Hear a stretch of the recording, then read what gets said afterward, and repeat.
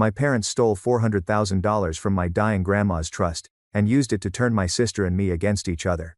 But what they didn't know was that their betrayal would build a movement that changed the world.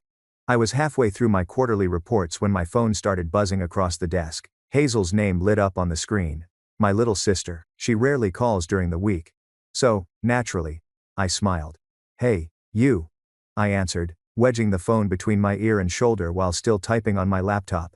The Madrid sunset poured through my apartment windows, washing my spreadsheets in a warm orange glow. But before I could ask what was up, Hazel's voice came bursting through the line, bright and bubbling with excitement. "Clover, guess what?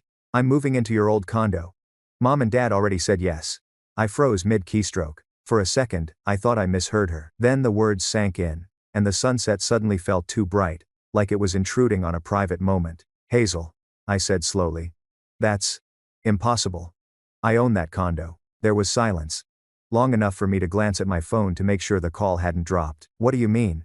Hazel finally asked, her voice suddenly cooler. "Mom said it's still in the family. You're in Spain, making good money anyway. You don't even use it." I stood up so fast my chair rolled back and hit the wall. "No, Hazel. I bought that condo from Mom and Dad 4 years ago. I have the deed, it's mine." Her tone shifted from excitement to irritation in seconds. "That can't be right. Why would you be so selfish about this? I need that place, it's perfect for campus." My heart started pounding. I moved to my laptop, opening my files, typing fast. "Hayes, listen to me," I said. "I paid $185,000 for that property. I have a tenant there with a legal lease." "Mom never mentioned a tenant," she shot back, suspicion creeping into her voice. While she spoke, I pulled up the warranty deed, the official document with my name printed clearly at the top. I remembered the day I signed it. The pride. The independence. The feeling that I'd finally built something on my own. "I'm literally looking at the deed right now," I told her, my voice tightening. "It's in my name. It has been for 4 years." "That's not what Mom told me," she said, her voice wavering. I could picture her biting her lip, the same nervous habit she's had since childhood. A chill ran through me. "Hazel, what exactly did Mom tell you?" "She said you were just using it sometimes when you visit. But since you're living abroad now, I could move in. She said they gave it to you after college, but it's still family property." I pressed my hand to my forehead, trying to piece together what she'd just said. It didn't add up. "Hayes, that's not true. I bought it with my own money. From them." She hesitated, then sighed defensively. "Well, if you come back, just rent another place. Let me live there for free. It's not like you need it." The sunlight pouring through the window turned deep red now. Long shadows stretching across the room. I took a slow breath. "Without a lease, you have no right to move in, Hazel. And I'm not throwing out my tenant, they have rights." "Laws?" she repeated, like the word itself offended her. "You've always had everything handed to you, Clover." Before I could respond, the call ended. I stood there in silence, staring out at the Madrid skyline as the city darkened. Everything handed to me. That line hit harder than I expected. I worked 3 jobs to get through college.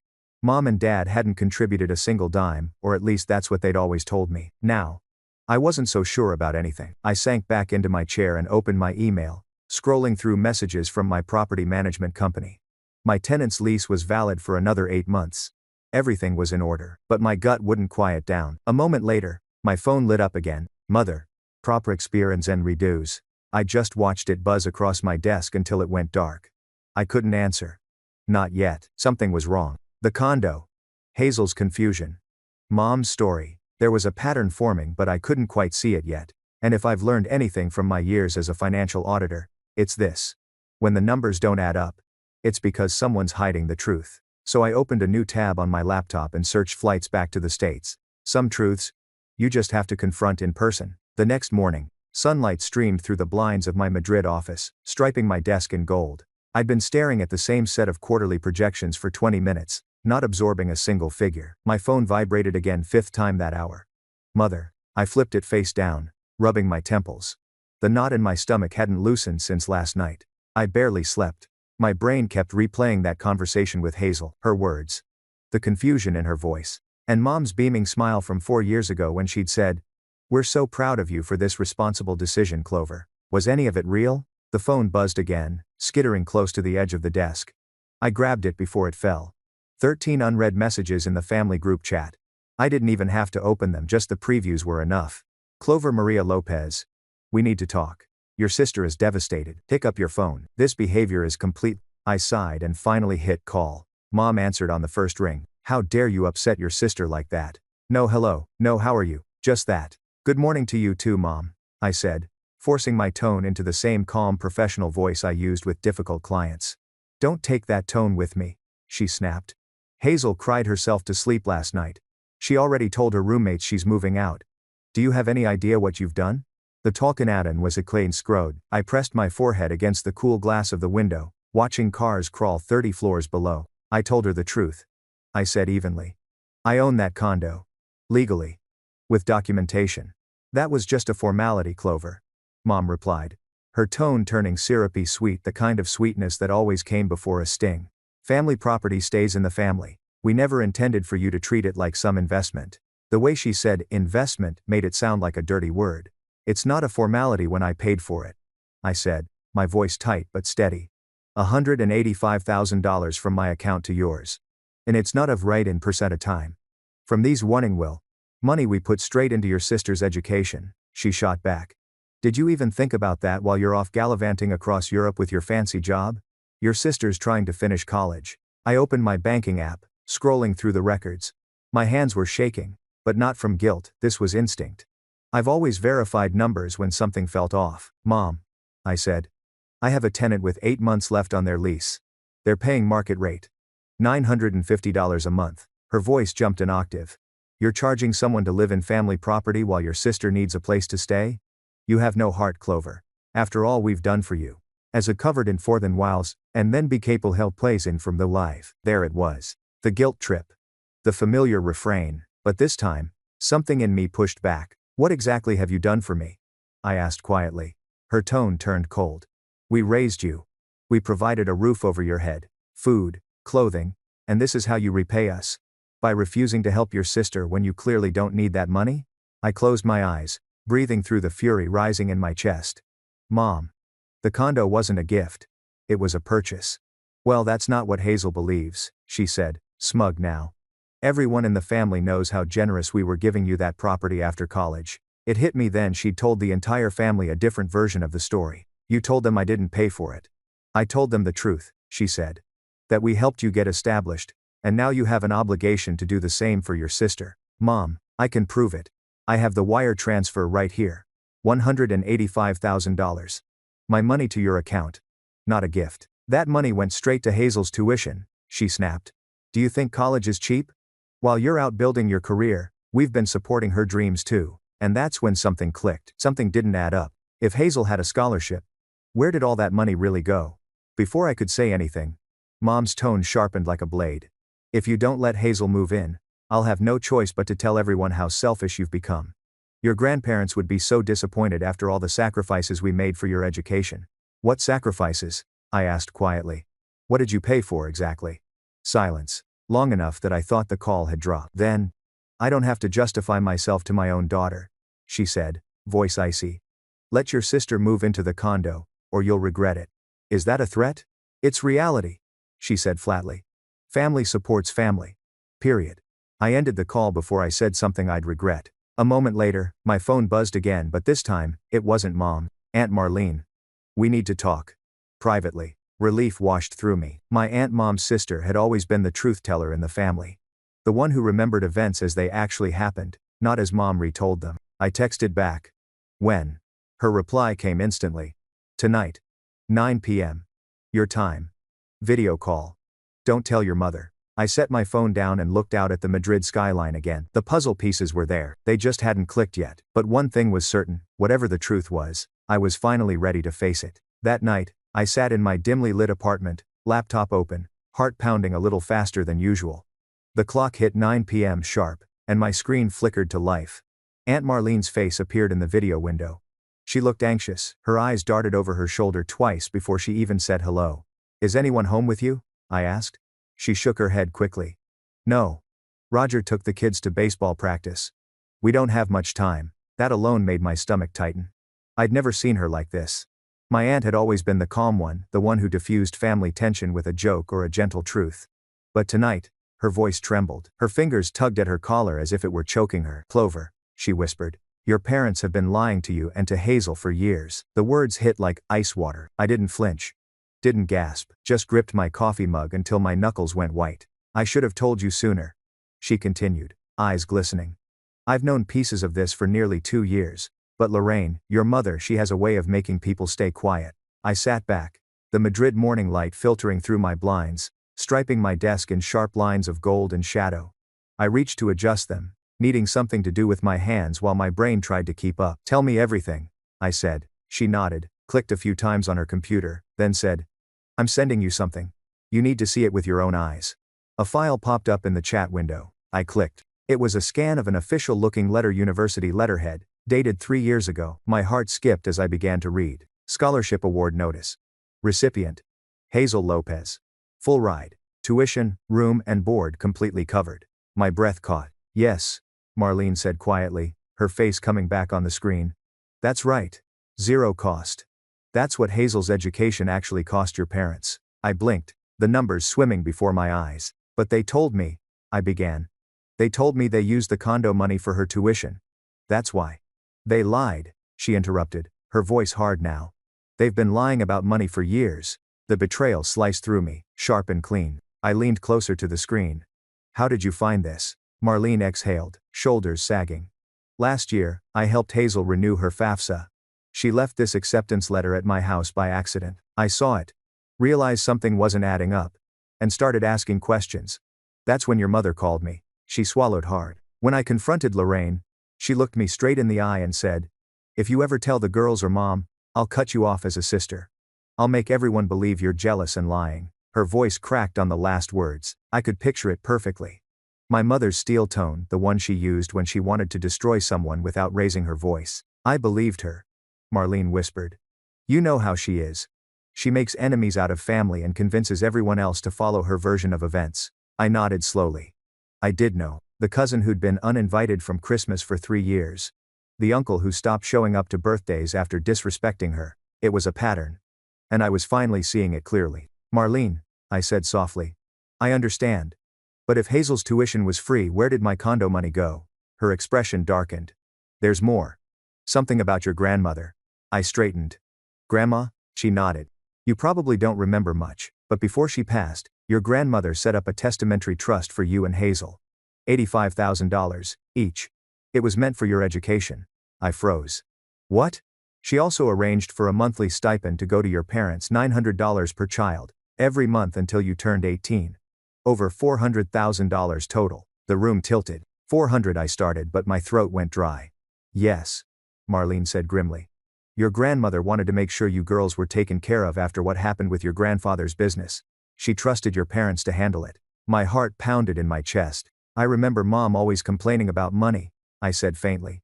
About how tight things were, how we needed to tighten our belts. And then, she'd come home with a new designer purse. Marlene's eyes filled with quiet rage. They spent every penny on themselves. Vacations, shopping, your father's boat. All while you worked 3 jobs through college. I could barely breathe. And Hazel? I asked. She grew up believing she was dependent on their generosity for her education. They made her feel grateful for something that was never theirs to give.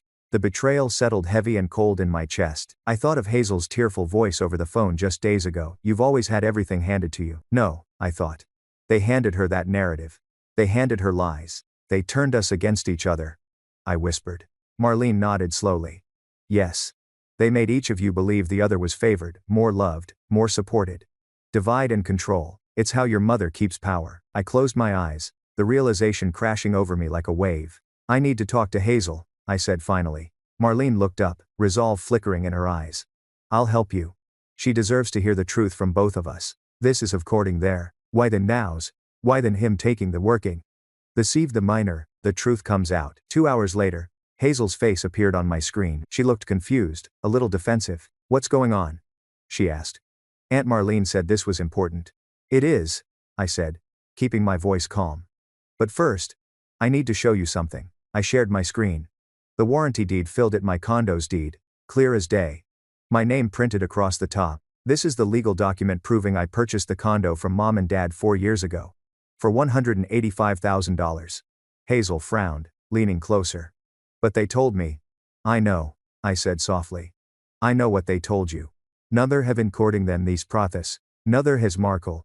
Nother has a not reflecting. I waited until the confusion on her face shifted into something like fear. Now, I need you to show me something, I said.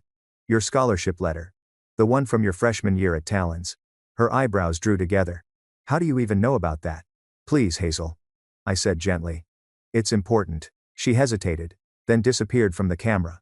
I could hear rustling, drawers opening. When she returned, she was holding a folder. She pulled out a paper, hesitated again, then held it up to the screen. Can you email it to me? I asked. 3 minutes later, it landed in my inbox. I opened it. There it was, the same document Marlene had shown me. Full scholarship, 0 parental contribution. Hazel's eyes darted over the lines, her voice trembling. They told me they were paying thousands every semester. That's why I never questioned it when they said I couldn't afford my own place. And they told me, I said quietly, that my condo money went to your tuition. Her mouth fell open. Why would they lie about that? She whispered. What did they do with all that money? Marlene cleared her throat softly, joining the call again. Girls. There's more. She told Hazel about the trust. The stipends. The total over $400,000 gone. As she spoke, I watched Hazel's expression change, her face crumpling under the weight of it all. Betrayal, disbelief, rage. All those years, she whispered. I felt so guilty for asking for school trip money, or for a prom dress. Mom would sigh and talk about sacrifices, and then the next weekend she and Dad would go to Vegas for a business trip. They manipulated us our entire lives, I said. Made us feel indebted for things they never actually gave. Turned us against each other so we'd never compare notes. Hazel's eyes filled with tears. I believed them when they said you didn't care about family. When they said you refused to help me with tuition. The Grekta gave intenses Ponson. And I believed them. I admitted. When they said you were ungrateful and jealous, that you resented me for being successful. A tear slipped down my cheek. We've been fighting ghosts, Hazel. Ghosts they created. Marlene sat quietly, her expression heavy with sadness but also something else, relief. I'm so sorry, she said softly. I should have told you sooner. Hazel looked straight at me through the camera. What do we do now? I took a deep breath. First, we stop letting them pit us against each other. Second, we gather every piece of evidence we can find. Hazel nodded, wiping her eyes. And then, she said, voice trembling but firm, we confront them. Together. This way. I met her gaze. No more secrets. No more lies. Her jaw tightened in determination. Together. She repeated. Marlene exhaled, the sound of relief audible even through the speakers. For the first time in years, I looked at my sister, and felt something I hadn't felt in a long time. Trust. That night, after the call ended, I sat in the dark, the glow of my laptop fading. My world had tilted. But somehow, it felt steadier. The truth had cracked everything open. But what came next, confronting them, was going to change everything. 3 days passed. But sleep barely came. Every night, my mind replayed the same loop, Hazel's tearful face on the screen. Aunt Marlene's voice trembling as she said, your parents have been lying to you for years. Each morning, I woke up with the same pit in my stomach, the same thought pounding through my chest. They stole from us.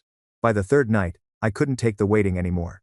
I opened my laptop, the glow lighting up my apartment in Madrid, and started another video call. Hazel answered instantly. Her eyes were puffy from crying, but there was a spark of determination there now, the kind of fire our grandmother used to call the Lopez stubborn streak. I still can't believe it, Hazel said quietly. They've been lying to us our entire lives. I nodded slowly. They told me you refused to help pay for college, said you were struggling, and that I shouldn't expect anything from you. Hazel gave a humorless laugh. And they told me you refused to help me with tuition because you were too busy living your fancy European life. I leaned closer to the camera. Divide and conquer. Classic manipulation. We both fell silent. The realization hung between us, heavy and bitter. Hazel finally broke the quiet. You know what's the worst part? I believed them. I thought you were selfish. I thought I was the only one who cared about family. And I believed you resented me. I said softly. That you thought I didn't deserve success. We shared a sad smile, 2 daughters, finally seeing the truth of the web we'd both been caught in, unearthing more lies. Hazel exhaled, pushing her hair out of her face. Clover, there's something else. I straightened. What is it? She glanced over her shoulder as if checking that no one was listening. I went through Mom's emails. I shouldn't have, but I had to know. My heartbeat quickened. What did you find? They've been taking trips to Cabo every winter, she said, her voice tight. They told everyone they were business conferences, but the receipts say all-inclusive resort. That's why. I felt the air leave my lungs. Wait. I sent them $5,000 last year for Dad's medical bills. He said he needed surgery. Hazel's expression hardened. There were no medical bills, Clover. The silence that followed was deafening. Just then my phone buzzed with an incoming call. Aunt Marlene. Answer it, Hazel said quickly. Add her in. I clicked, merge call. And Marlene's face appeared beside ours on the screen. Girls. She said, slightly out of breath. I've got more. Your grandmother's trust statements. She held up several papers, the edges shaking in her hands. I found them while cleaning out old files. You need to see this. Can you scan them? I asked. Already opening a shared folder. Already did. Check your emails. Hazel and I both opened the attachments. Rows of transactions filled the screen. Monthly withdrawals, labeled educational expenses, $1,200 each, stretching across years. But, Hazel started, her eyes darting across the page. I had a full scholarship. And I paid for my own education. I added. 3 jobs, 2 student loans, and 0 help. Marlene's voice came through, grim and steady. Exactly. That money was supposed to be for you two. Your grandmother left very specific instructions. It was for your education. And only your education. Another prisonance. We spent the next hour digging through documents, connecting dots like detectives in a true crime show. Bank statements, property records, screenshots of Facebook photos showing business trips that matched the same dates as the withdrawals. Piece by piece, the picture came together. Hazel leaned back in her chair, eyes red. I can't believe they do this, their own kids. They don't see it that way, I said. In their minds, it's not stealing, it's family money. Marlene's sigh came through the line. That's how they justify everything. But it's fraud, Clover. Legally, morally, emotionally, it's all theft. I stared at the spreadsheet until the numbers blurred. We need to confront them. Hazel nodded. In person. When? I pulled up a flight search. How about next Thursday? Hazel hesitated. That's only 5 days. I know, I said, determination burning through the exhaustion. 5 days is long enough to gather proof and short enough that they won't see it coming. Hazel took a deep breath. Okay. I'll be ready. Marlene removed her glasses and rubbed her temples. Girls, be careful. Your mother doesn't handle being cornered. She'll twist everything, even with evidence. They've manipulated us long enough, I said firmly. This ends now. They were like things that we know had, and then there he was. And they were racked to the cries action, preparing for battle. After we ended the call, I sat in the dark, laptop closed, mind spinning. Every lie I'd ever been told replayed like a film reel, the tight months. The guilt trips. The lectures about responsibility while they spent thousands on vacations. I opened a suitcase and started packing. Every folded shirt felt symbolic, a small piece of independence reclaimed. The blue blouse Mom once called too much. The watch Dad said was wasteful. Each item, a memory of control, of judgment, of being made to feel small. This time, I was going home not as the dutiful daughter, but as the auditor, the investigator ready to expose the truth. Before I zipped the suitcase, I called my property manager. Hey. Just checking on the condo situation, I said. Everything still secure? Yes, ma'am, he replied. Lease is active, payments up to date. And just so you know, no one's allowed access without your authorization. I smiled slightly. Perfect. Thank you. When I hung up, I felt something strange. A calm I hadn't felt in years. This trip. It might end everything. The illusion. The family dinners. The fake smiles. But maybe that was okay. Maybe it was time to stop pretending. That night, I lay awake listening to the hum of Madrid outside my window, and whispered to the darkness. Whatever happens next, I'm ready. That's my life to the plain self-date and worrying tanned. For my tense and tanned. The flight home. The airport was a blur of movement, people rushing. Luggage wheels clattering. The faint smell of coffee and jet fuel. As I boarded my flight, I felt a mix of fear and relief. Fear of the confrontation waiting for me. Relief that, for once, I wasn't running from the truth. When I landed on Thursday afternoon, Hazel was already waiting at the arrivals gate. She looked smaller somehow, standing there in her faded college hoodie, but when she saw me, her whole face lit up. Hey, big sis, she said. Voice muffled as we hugged. We held on tight. The drive home was quiet. Just the sound of autumn leaves skittering across the windshield. The same streets we'd biked down as kids now looked foreign, smaller, duller. Our childhood home came into view. The old colonial house with its white shutters and picture-perfect yard. But to me, it looked different now.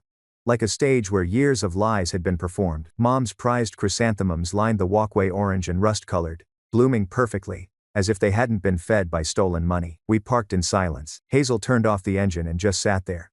"I found Mom's diary," she said quietly. My head snapped toward her. "What?" "In her closet. She wrote about using your condo money for a kitchen renovation. And a cruise." My jaw clenched. "Of course. Heswanagendo, the final missing piece." I reached for Hazel's hand. "Are you ready for this?" She nodded, though her voice was barely above a whisper. More than ever. We stepped out of the car. The air was crisp, the smell of damp leaves and faint cinnamon candles drifting from nearby houses. It should have felt like homecoming. Instead, it felt like walking into battle. The confrontation. The front door loomed before us. Hazel hesitated, glancing at me. I gave her a small nod. "We're doing this together." She rang the bell. The sound 8 familiar chimes was the same one from childhood. Back then, it meant dinner was ready. Now, it meant the end of illusions. The door opened, and there they were, Mom and Dad. Their faces registered genuine shock for half a second before melting into something else. "Performance," Mom gasped dramatically, hand over her chest. "Clover, what a surprise," Dad's voice boomed, too loud, too cheerful. "Our successful daughter returns from Europe. What a treat." Mom stepped forward with her arms open, but I didn't move. Her eyes flicked toward Hazel, sharp and calculating. "Let's not talk about that condo business now," she said sweetly. "I've made your favorite pot roast. We'll talk after dinner." I held her gaze. "We're talking now." The calm in my voice surprised even me. Hazel moved past them into the dining room, her backpack slung over her shoulder. "We've got something to show you." Dad's smile faltered.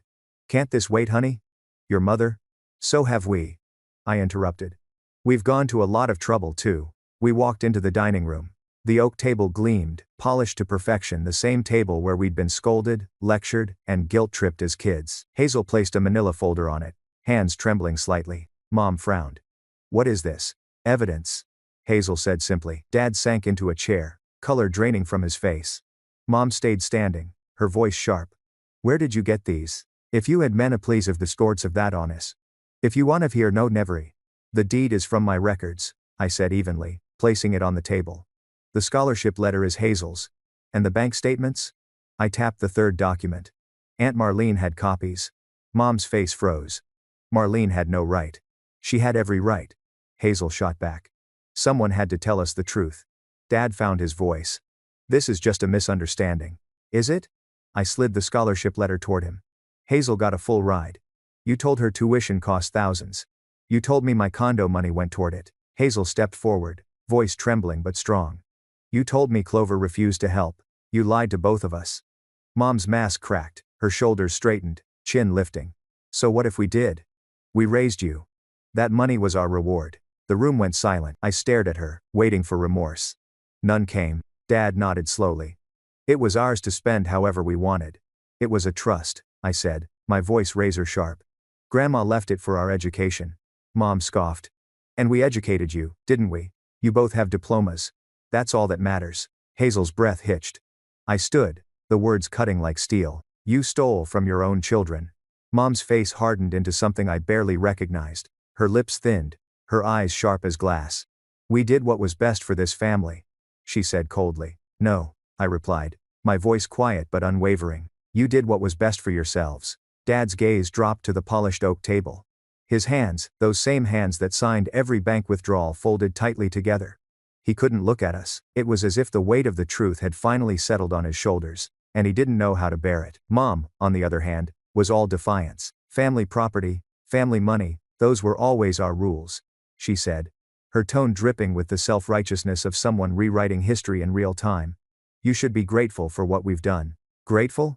Hazel echoed, her voice trembling but rising in pitch. "Grateful that you lied to us? That you made me believe I was a burden while you spent Grandma's money on cruises and kitchen remodels?" "Watch your tone," Mom hissed, pointing a perfectly manicured finger at her. "No, you watch yours." Hazel shot back, and the tremor in her voice hardened into fire. "You've manipulated us our whole lives, and now it's over." The room was dead silent. For the first time in my life, Mom didn't have the upper hand. "You don't talk to your mother that way," Dad finally said, his tone low and tired, as if repeating an old family rule that no longer applied. Hazel turned to him. "Then start acting like a father. Tell me, did you know? About the trust?" About the money that was supposed to be for our education? He didn't answer. Dad, I said more softly. Please. Tell me you didn't know. His eyes lifted to meet mine, filled with something that almost looked like shame. I signed what your mother told me to sign, he said finally. She handled the finances. Hazel let out a sound that was half laugh, half sob. So you just looked the other way. He didn't deny it. Mom crossed her arms, her jaw set. If you two walk out that door, don't expect to be welcomed back. You'll regret this someday. Hazel looked at her, tears glistening but refusing to fall. We were never really welcome unless we were useful to you. They Satchard and the Masons. I gathered the documents, sliding them neatly back into the folder. My hands were steady. My voice was not. We'll be pursuing legal action regarding Grandma's trust. You might want to prepare. Mom gave a bitter laugh. Good luck proving anything after all this time. I looked her straight in the eyes. Aunt Marlene kept everything. Bank statements, emails, trustee documents, the ones you made her sign as a witness. Dad's head jerked up, eyes wide. She wouldn't dare. She already has, Hazel said, her voice calm, almost eerily so. She told us she has nothing left to lose with you two. And that was it. No shouting. No tears. No last-minute confessions or pleas for forgiveness. Just silence. We turned toward the door. Our footsteps were synchronized, our breaths steady. For the first time, it felt like we were walking together. No one followed us. No one called our names. When the front door closed behind us, the sound felt final, like a judge's gavel. Leaving the past behind, outside, the afternoon sun burned too bright for the heaviness inside me. Hazel stood beside me, silent. Her hand brushed mine, and she whispered. They didn't even try to apologize. They don't think they did anything wrong, I said quietly, unlocking the car. That's the scariest part. We climbed in, and I started the engine. The house where we'd grown up, where every lie had been fed to us as truth grew smaller in the rearview mirror until it vanished entirely. Where to? Hazel asked, her voice small. I exhaled, gripping the steering wheel.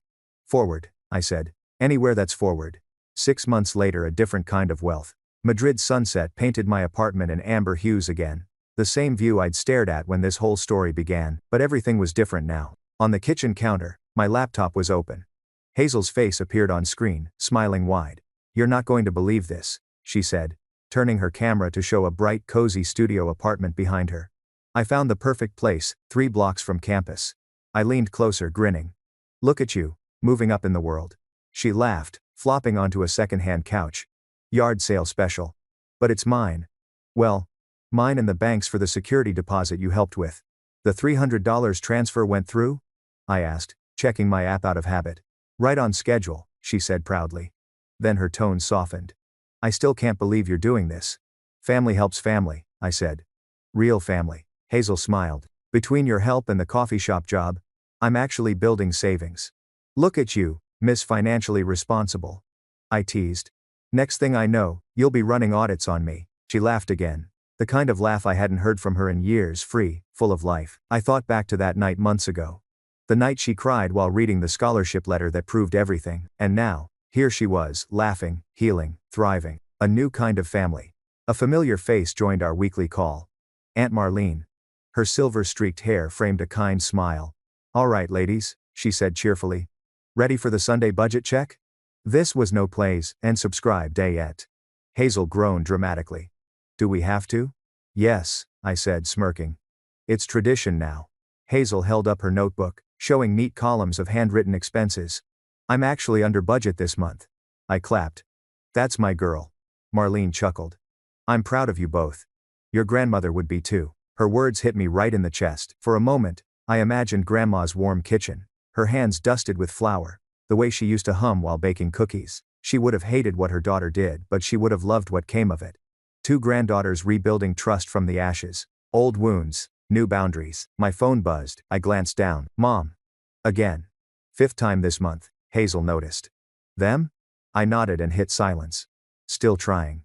Dad sent me a card last week, Hazel said quietly. I sent it back unopened. That's good, I said.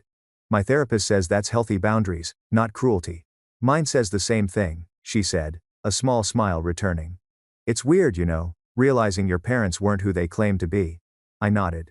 Turns out a lot of people discover that. But not everyone gets a sister out of it. Her eyes shimmered. Not everyone gets you.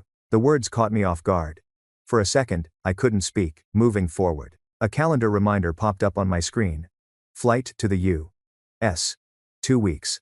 You sure your floor's comfortable enough for me? I asked, grinning. She rolled her eyes. I've got an actual air mattress now. Pure luxury. Wow, I said dramatically. Look at us, living the high life. We'll eat better this time, she promised. No more instant noodles. I laughed. Those noodles were special though. We cried into them. So did you. She teased. We both burst into laughter, the kind that came from deep in the chest, the kind that healed. Then she looked serious again. Remember what I said that night? I nodded. You said, for the first time, I actually feel like we're a real family. She smiled softly. Still true. My eyes drifted to the framed photo beside my computer, Hazel and me sitting cross-legged on her apartment floor, noodle cups raised like champagne. It was the only family photo I displayed now. They took a lot from us, I said quietly. Hazel nodded. Yeah. But they also gave us something. I tilted my head. What's that? She smiled, eyes glistening. The truth that set us free. I reached out, touching the photo frame gently. And this, I said. The bond they couldn't break. Hazel wiped a tear, laughing through it. Worth every penny they stole. Thanks for watching. Thanks for watching, and they see in round. And they want to get the roar with a self-runs.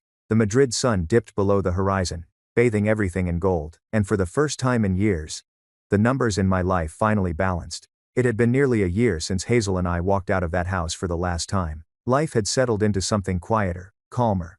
But even peace can be interrupted, especially when the past doesn't know how to stay buried. One chilly Saturday morning, my phone buzzed while I was grocery shopping in Madrid. Unknown number. I almost ignored it until I saw the preview of the text. Certified mail from the U.S. Requires your signature. 2 weeks later, I was standing in the lobby of my apartment building, signing a stack of delivery forms. The clerk handed me a thick envelope, cream-colored and heavy, with my parents' return address stamped in bold blue ink. My heart sank before I even opened it. The envelope. I took it upstairs, laid it on my kitchen counter, and stared at it for a long time. My reflection stared back from the glossy surface of the countertop, looking steadier than I felt. Finally, I slid it open with a butter knife. Inside was a typed letter, 2 pages, dense paragraphs, perfect grammar. The kind of precision that only my mother could produce when she wanted to sound righteous. I began to read. Dear Clover, we are deeply disappointed by the way you and Hazel have chosen to handle family matters. What you perceive as deceit was simply our method of maintaining stability during difficult times. Families make sacrifices, perhaps not always, in ways children understand. I laughed softly, shaking my head. Even now, it wasn't an apology. It was a justification. Your grandmother's trust was indeed used for educational purposes, ours as parents, to ensure the continuation of the household that supported both of you. Without our guidance, neither of you would have achieved the success you currently enjoy. You should thank us, not persecute us. I stopped there. That one line said everything. Not once did they acknowledge the theft. Not once did they say we're sorry. Just the same narrative, repackaged. We did it for you. I folded the letter neatly and set it aside. Then I noticed there was a smaller envelope tucked inside. Hazel's name was handwritten on the front. I called her immediately. Hazel's reaction. She answered on the second ring. Hey big sis. She said. Her voice light. You sound like you just found a ghost. I might have, I said, holding up the letter toward the camera. Mail from them, and there's one for you too. Her smile faded. Do I want to open it? I'll forward it, I said. But, read it when you're ready. 10 minutes later, we were both on a video call, our screens side by side again. She had the letter in her hands. She exhaled shakily. Okay. Here goes. She read silently for a minute, then said, They're unbelievable. Listen to this. Hazel, your sister has always been manipulative. Don't let her anger poison your heart. We hope one day you'll see that we did everything for the family. Her jaw tightened.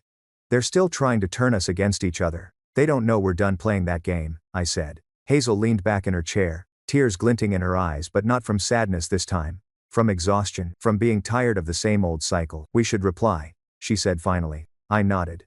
But not how they expect. The response. We spent the next few hours drafting a letter together, our first as sisters united.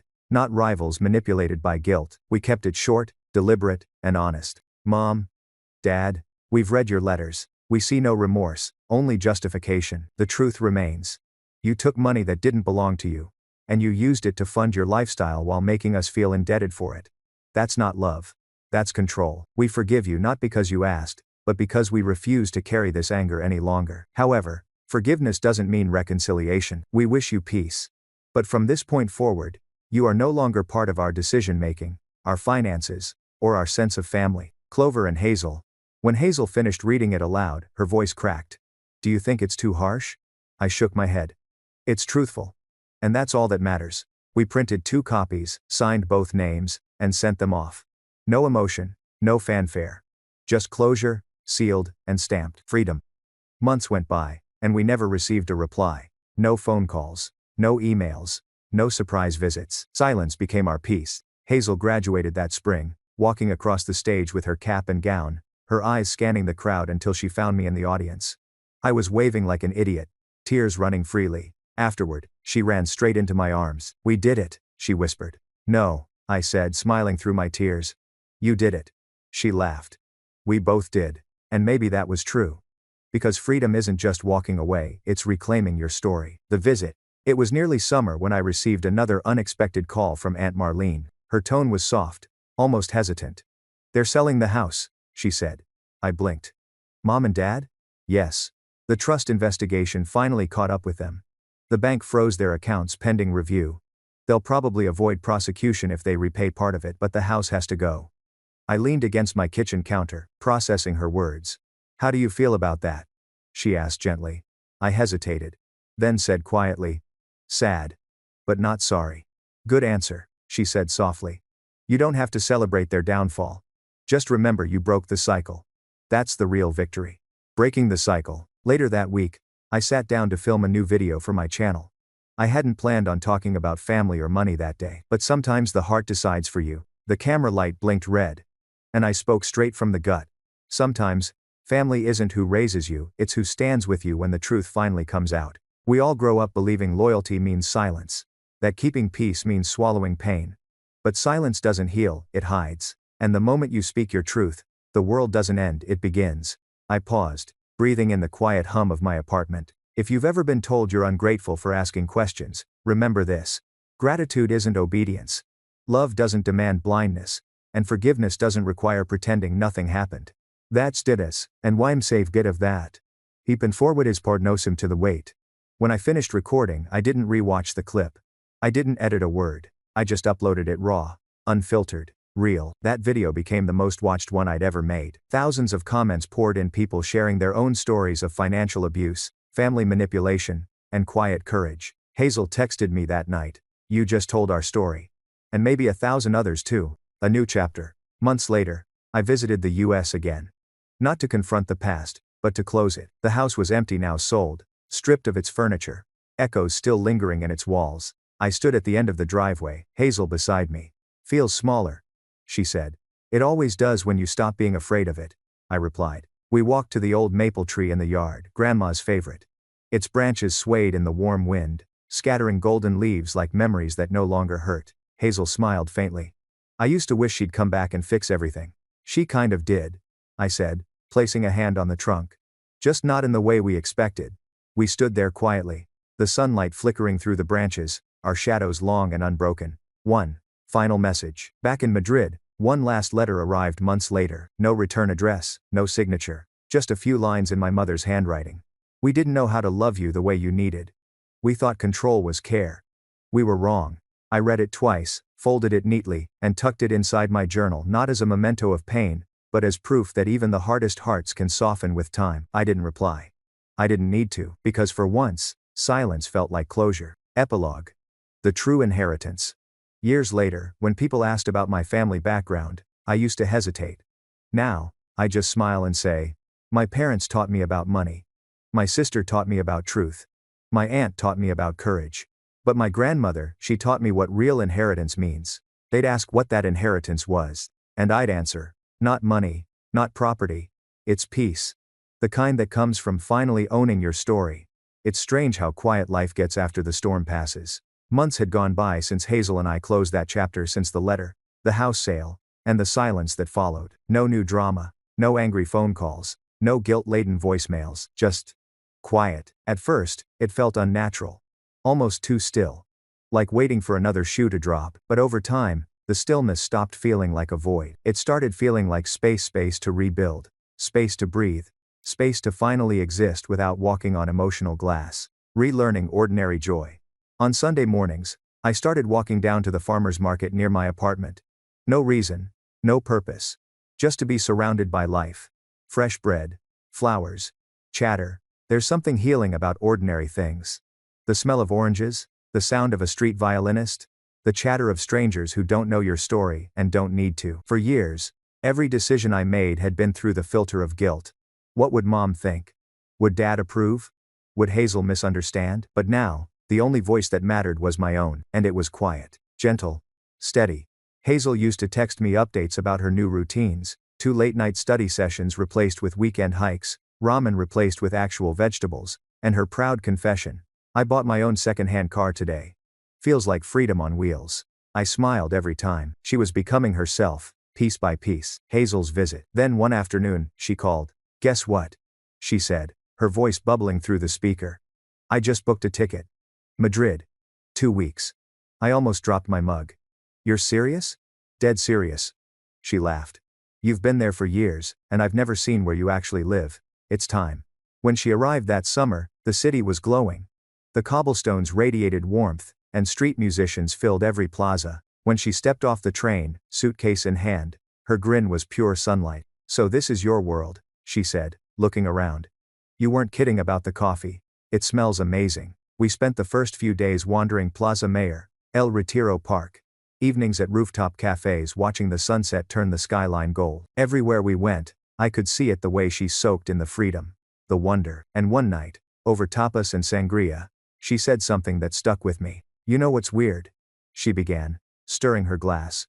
"I thought forgiveness would feel like letting them off the hook. But now, I think it's just letting me off the hook." I nodded. "Exactly. Forgiveness isn't a gift to them. It's a release for us." She smiled softly. "Grandma would have liked that." I raised my glass. To Grandma. We clinked glasses, and for the first time in years, the toast didn't feel bittersweet. It just felt right. Unexpected news. 2 months later, just as Hazel was about to fly home, we got news from Aunt Marlene. Mom had fallen ill. It wasn't sudden, but serious enough that Marlene thought we should know. When Hazel read the message, she went quiet. "I don't know what I'm supposed to feel," she whispered.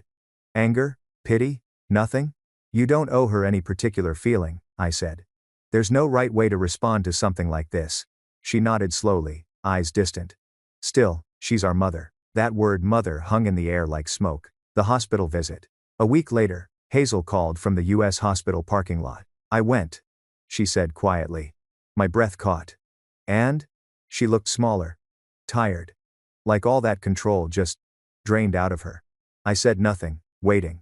"She didn't ask about the lawsuit or the money," Hazel continued. "She just said, 'I wish I'd been better at loving you.'" I closed my eyes. "Did you believe her?" Hazel hesitated. "I think, for the first time, yeah." Silence stretched between us, soft, not heavy. "She asked about you," Hazel added. "What did she say?" "She said she's proud of you. That you turned out strong." That word proud felt foreign coming from her. Like hearing music in a language you never thought she'd speak. I didn't respond for a long time. When I did, it was barely a whisper. "Thank you for going, Hayes." She smiled faintly. "I think Grandma would have wanted someone to. As example, and they hold to enrectance. This were at Olive Day. What as a cleave to 4 Ps, and then other you me." Reflections. After that call, I sat on my balcony for a long time, watching the city lights flicker like tiny promises. Forgiveness doesn't always come with closure. Sometimes it just arrives quietly like a breeze through an open window. Maybe that's what Mom's illness gave her. A final look at the damage she'd caused. And a chance, however small, to own it. And maybe that's what Hazel's visit gave me, a reminder that healing isn't linear. It bends, it pauses, it doubles back. And then, slowly, it moves forward again. Aunt Marlene's legacy. A few months later, Aunt Marlene sent us another package, this time filled with old photos and a note in her familiar cursive. "These are from your grandmother's archives. Thought you'd want to keep them safe." Inside were black and white photos of our grandmother, as a young woman, hair tied up, standing proudly beside a bakery counter. On the back of one photo, in her handwriting, was a quote, "Wealth means nothing if you can't sleep with a clear conscience." Hazel framed that one. She hung it in her kitchen right above the sink. I did too, mine above my desk. It became our quiet mantra, reclaiming our narrative. That year, Hazel finished grad school and started teaching financial literacy classes for teens, her way of breaking the cycle. "Funny," she said once during a call, "how our biggest wound became our biggest strength." It's not funny. I replied, smiling. It's poetic. Meanwhile, I expanded my YouTube channel. My story about the trust fund had reached millions of people, and messages poured in: children, parents, even grandparents thanking me for helping them see manipulation for what it was. The most common message? Your story gave me the courage to speak up, and that made every painful chapter worth it. Hazel's wedding. 2 years later, Hazel got married. The ceremony was small, just close friends, Marlene and me. It was held under the same maple tree from Grandma's old yard. Before the vows, Hazel took my hands and whispered, "Do you think Grandma can see this?" I smiled, eyes glistening.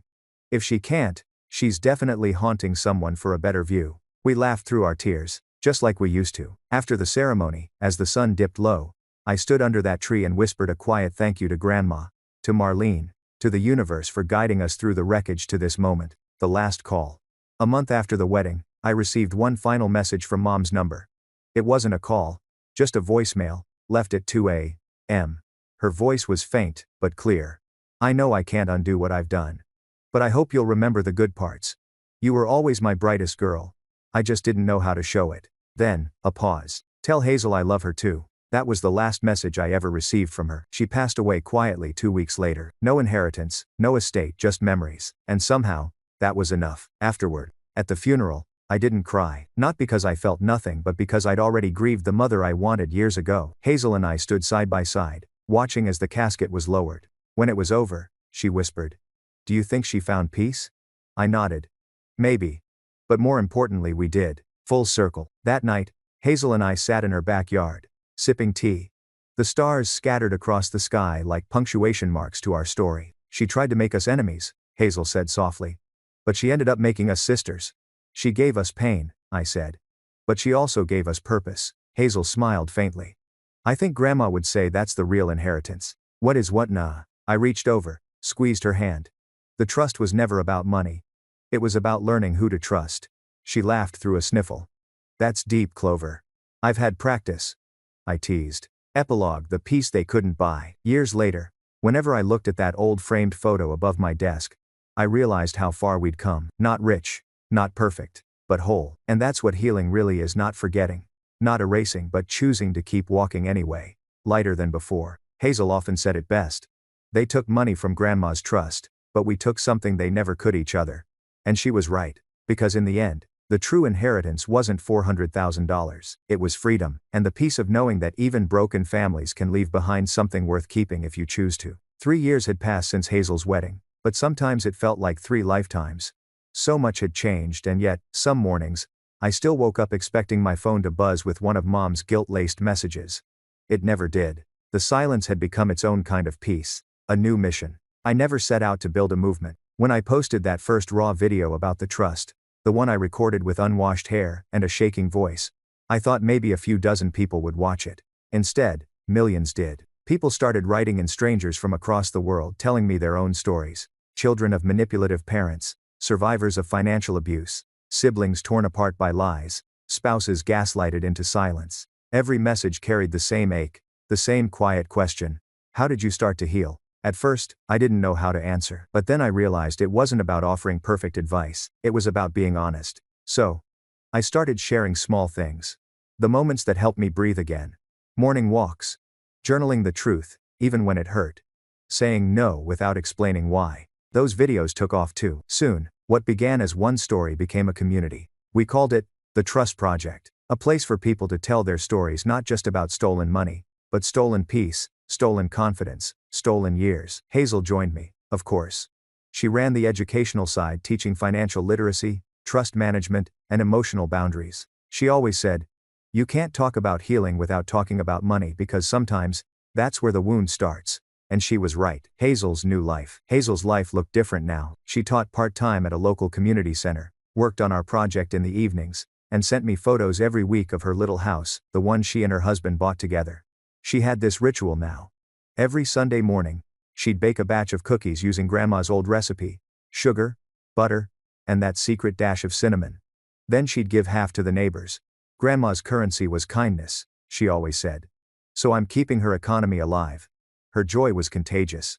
Watching her live without fear, without the shadow of control, was proof that healing doesn't erase the past, it transforms it. My own transformation. For me, Healing looked like slowing down. I cut back on corporate clients, took time to breathe, to travel, to sit with my thoughts without trying to fix them. I started therapy again. Real therapy this time, not the kind where you say, "I'm fine," until the session ends. My therapist, Anna, had this phrase she used often. "You don't have to forgive faster than your heart can handle." That sentence became a kind of permission slip for me. I stopped forcing myself to be over it. Have her in sitting in a mystery, and what is well to my fore. And well to my fore.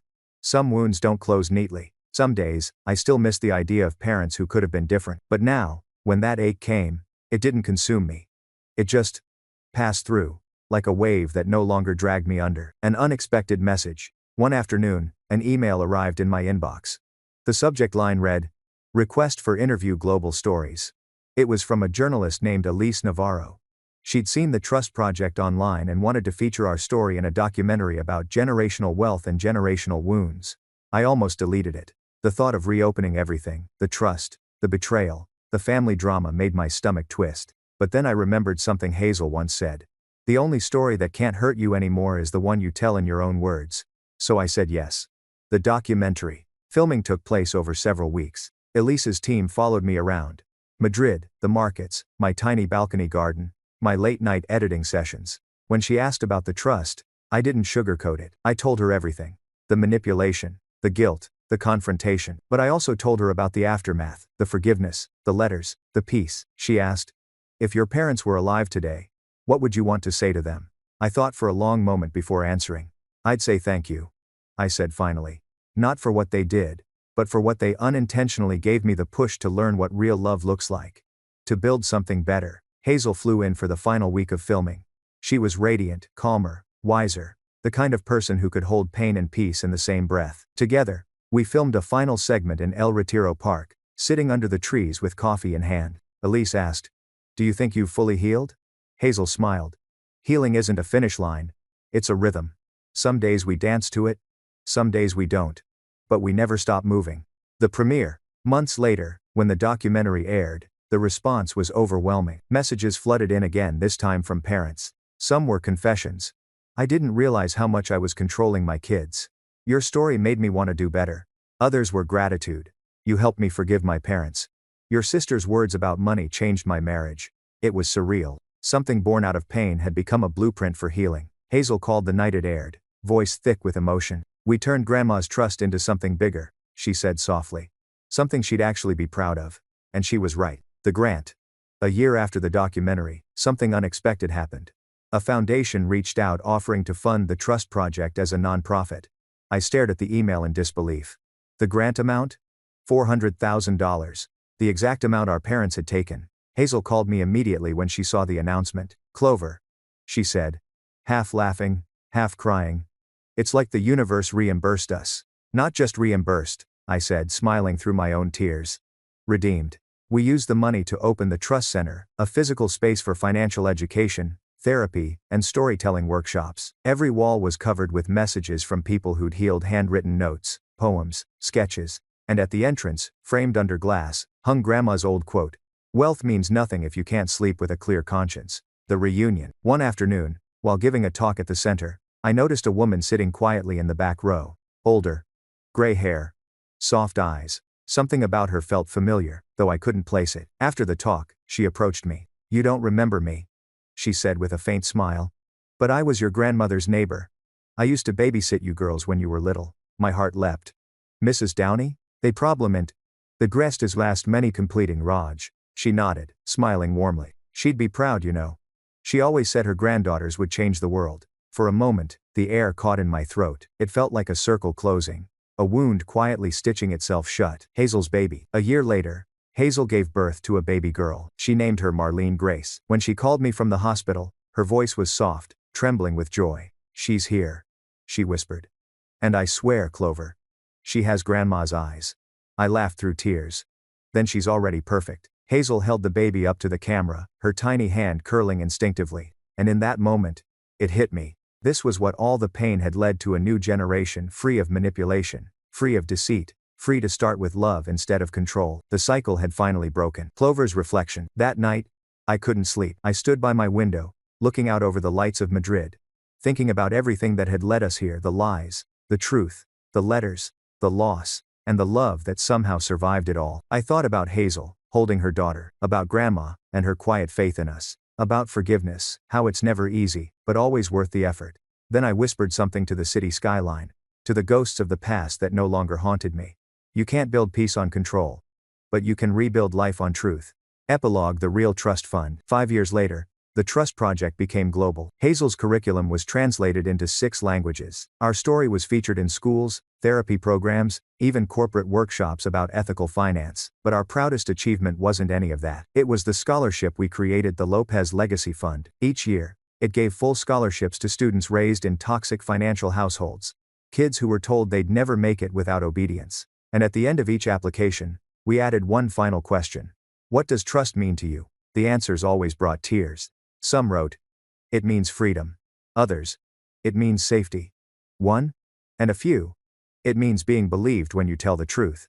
Every time I read those words, I thought of Hazel, of Grandma, of the house we walked away from, and the life we built instead. Because in the end, we didn't just inherit a broken trust. We rebuilt it, and that was worth everything. The sound of a baby's laughter has a way of undoing everything heavy in the room. That was the first thing I noticed when I landed back in the States. Hazel's baby, Marlene Grace, laughing from her crib, tiny fists waving like she was cheering for her own existence. Hazel looked exhausted, radiant, and entirely new. Motherhood had changed her in ways even she couldn't describe. She sleeps 3 hours at a time, Hazel said, yawning. But I swear, every second feels worth it. I leaned over the crib, studying the small, perfect face. She really does have Grandma's eyes. Hazel smiled. And your stubborn chin. I laughed softly. God help us all. That's Satyrs to Raiden from Merikid and Body. Heaven the Seva, a new beginning. The house smelled like cinnamon and warm milk, comfort and chaos coexisting. On the fridge, next to a photo of Grandma, was a new one. Hazel, her husband, and Marlene, all smiling under the maple tree. It was surreal, standing there. The same family line that once fractured over greed was beginning again, this time built on love, not control. Hazel handed me a mug of coffee and said, you know what's funny? Every time she cries, I think of Mom. I raised an eyebrow. That's dark. She shook her head, smiling faintly. Not in a bad way. I just think if Mom had ever really learned to hold us the way I hold her, everything might have been different. The honesty in her voice cut deep. We sat in silence for a while, the hum of the baby monitor filling the space between us. Then Hazel looked at me. Do you ever miss them? I didn't answer right away. After a moment I said, sometimes I miss who I thought they were, but not who they actually were. Hazel nodded slowly. Yeah. Same. The global stage. A year later, I was standing backstage at a leadership summit in London. The Trust Project had grown beyond anything we ever imagined. We had partnerships with schools, NGOs, and even government programs. I was about to give a keynote titled, Rebuilding Trust in a Broken World. Before walking on stage, I opened my phone to a photo of Hazel and Marlene, a ritual now. A reminder of why I was doing this. When I walked out, the lights were blinding. But the moment I began speaking, the fear vanished. Trust, I said, isn't built through control. It's built through truth, even when the truth hurts.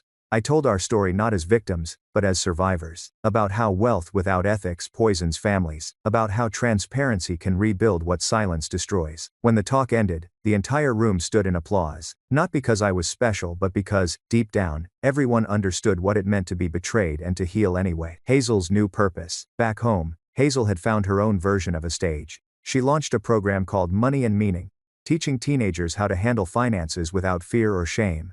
Every class ended with the same words. The way you treat money says a lot about the way you treat people. Be honest with both. She'd record the sessions sometimes, and I'd watch them late at night from across the ocean, her voice calm, confident. The kind of warmth that only someone who's seen both sides of survival could bring. Marlene would crawl into the frame sometimes, babbling into the camera. And Hazel would just laugh and keep teaching. That blend of chaos and purpose, that was her magic. A letter from the past. One morning, Hazel called me with a tone I hadn't heard in years, the mix of disbelief and awe. You're not going to believe what came in the mail, she said. What? She held up a letter. The handwriting was unmistakable, careful, slanted, with the same looping L I'd memorized from a lifetime of report cards and guilt notes. It was from Dad. He'd been quiet all these years, retreating into whatever solitude remained after Mom's passing. Hazel unfolded the letter and began reading aloud. Dear girls, I know I've lost the right to call you daughters, but you're still the only family I think of every day. I won't make excuses for what we did. Your mother believed control was love, And I believed silence was peace. We were both wrong. I saw your documentary. I cried. You told the truth with grace I didn't deserve. If you ever find it in your hearts, I'd like to meet my granddaughter once, not as a father asking for forgiveness, but as an old man hoping for closure. Hazel stopped reading, her eyes glistening. What do we do? She asked. I took a deep breath. We let our hearts decide. Not our wounds. It was in contras pausis. And Matt stayed in taking sides. The meeting. 3 weeks later, Hazel drove up to a small retirement home outside of Portland. She video called me as she parked. You sure about this? She asked. No. I said honestly. But maybe that's how we know it matters. She smiled nervously, then turned the camera off. An hour later she called again. Her voice was shaky. He looks older, she whispered. Smaller. Like a different person. What did he say? She paused. He didn't apologize with words. He just cried. He said he wished he'd known how to love without taking. And what did you do? I asked. Hazel's voice broke. I let him hold her. Just once.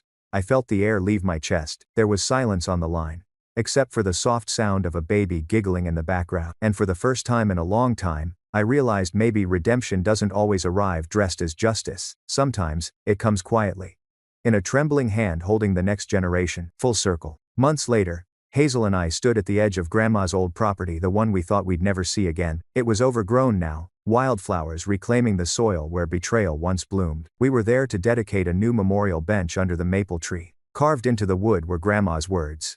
You can't build wealth without love. You can't build family without truth. Hazel placed a small photo of her daughter beneath it. She'll grow up hearing the real stories, she said softly. No lies. No half-truths. Just honesty. I nodded. That's how we rebuild the trust, one story at a time. Years later, time moved on. The Trust Project became a global foundation. I started traveling full-time, giving talks, mentoring younger leaders. Hazel published a book, Inherited Lies, Breaking Generational Chains. It became a bestseller. Sometimes, on stage, I'd mention her name, and the audience would smile as if they already knew her. Maybe they did. She'd become a symbol of everything we fought for, the proof that healing can grow where deceit once thrived. And me? I'd stopped trying to prove I'd moved on. Because healing, I realized, isn't about moving on. It's about moving with, carrying the truth like a compass instead of a wound. Coda, what we leave behind. Years later, Hazel's daughter, little Marlene Grace, stood on a stage of her own. She was 12 now, reading an essay for her school's writing contest. Her voice trembled, but stayed steady as she read. My family taught me that being rich isn't about money. It's about the stories we pass down, the true ones. My mom and my Aunt Clover built something called the Trust Project. It helps people tell the truth again. When I grow up, I want to do that too. In the front row, Hazel cried openly. I did too. We didn't care who saw. Because in that moment, watching the third generation speak truth without fear, we knew the legacy had transformed. Our grandmother's trust had been broken once, but now, it had been reborn not as a fund, but as faith. Faith in honesty. Faith in healing. Faith in the idea that love, when told truthfully, can fix what greed destroyed. And as Marlene finished her speech, her little voice echoing across the auditorium, I realized something. The inheritance we'd fought for wasn't in money, or property, or papers. It was standing right there, alive, brave, unafraid to speak. The night after Hazel's memorial, I couldn't sleep. The world had fallen quiet. The kind of silence that feels both heavy and holy. The ocean outside my window shimmered under the moonlight, endless. Like the years we had spent searching for peace. I opened my notebook. The same one I'd used since the early days of the Trust Project. Its pages were worn, edges curled from time, every word carrying the weight of a life rebuilt from truth. I thought about everything Hazel and I had endured. The betrayal. The letters. The healing. The forgiveness that had taken half a lifetime to learn. And as the waves whispered softly against the shore, I realized something simple. Something so quiet it almost hurt. We had done it. We had finally kept Grandma's promise. We had proven that integrity could outlive greed, that love could survive truth, and that peace, real peace, didn't come from having enough, but from being enough. I looked out the window, the horizon glowing faintly with the first hint of dawn, and I whispered, as if Hazel could still hear me. You were right, little sister. The money didn't matter. What we built did. This not a clays worrying, in not a first a gaze worrying. The first light touched the ocean, and I smiled, because even though she was gone, her laughter still lived in every story we told. Her lessons echoed in classrooms, in families learning to talk again, in strangers daring to be honest for the first time. That was the real inheritance, not a trust fund, but a trust rebuilt. And as the morning rose, I closed my notebook and said the words that felt like both an ending and a beginning. We kept our promise, Grandma. The world trusts again.